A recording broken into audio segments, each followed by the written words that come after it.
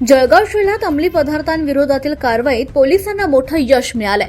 अंमली पदार्थ प्रतिबंधक कायद्यान्वये दाखल 8 गुन्ह्यातील 930 किलो वजनाचा सुखा गांजा, अंदाजे किंमत 1,86,16,400 रुपयांचा मुद्देमाल सर्व कायदेशीर प्रक्रिया पूर्ण करून रविवारी म्हणजे 6 जुलै 2026 रोजी नष्ट करण्यात आलाय।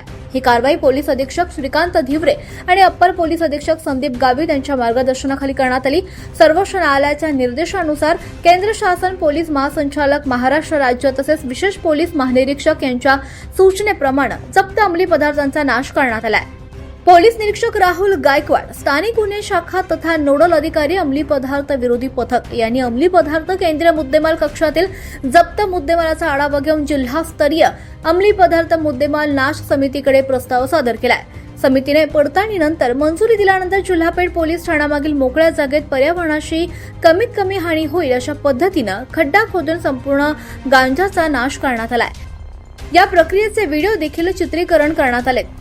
समितीच्या उपस्थितीत नाश प्रक्रिया या कारवाई वेळी पोलीस अधीक्षक श्रीकांत धिवरे, अप्पर पोलीस अधीक्षक संदीप गावित, पोलीस उप अधीक्षक संजय गायकवाड, कृषी विभागाचे प्रतिनिधी विकास बोरसे तसंच निरीक्षक गौतम बाविस्कर उपस्थित होते। कारवाईत सहभागी अधिकारी अंमलदार पोलीस निरीक्षक राहुल गायकवाड यांच्या मार्गदर्शनाखाली सहाय्यक फौजदार Sanjay Dorkar, police head constable Sandeep Patil, police head constable Sandeep Chavan, police head constable Jayant Chaudhari आणि police head constable Rahul Baisane यांनी ही कारवाई यशस्वीपणे पूर्ण केली आहे। जिल्ह्यात अंमली पदार्थांच्या अवैध व्यापाराविरोधात जळगाव पोलीस कठोर भूमिका घेत असून भविष्यातही अशा कारवाई अधिक तीव्र करण्यात येणार असल्याचं या कारवाईतून स्पष्ट करण्यात आलंय।